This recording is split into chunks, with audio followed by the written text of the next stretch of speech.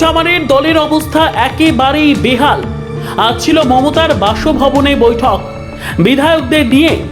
বিধায়কের সংখ্যা হয়েছে 80 হলেও বৈঠকে পৌঁছন 20 জনেরও কম বিধায়ক। তাহলে কি আস্তে আস্তে দল ভাঙছে? মমতা তৃণমূল নিয়ে যে স্বপ্ন দেখেছিল সেই স্বপ্ন কি ভঙ্গ হতে চলেছে? শেষমেশ এই হাল।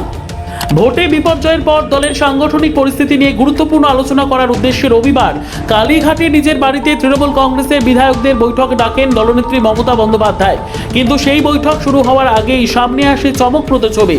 দলের 80 জন বিধায়কের মধ্যে উপস্থিত হন মাত্র 20 জনেরও কম। শেষ পর্যন্ত বৈঠক স্থগিত রাখার সিদ্ধান্ত নেওয়া হয়।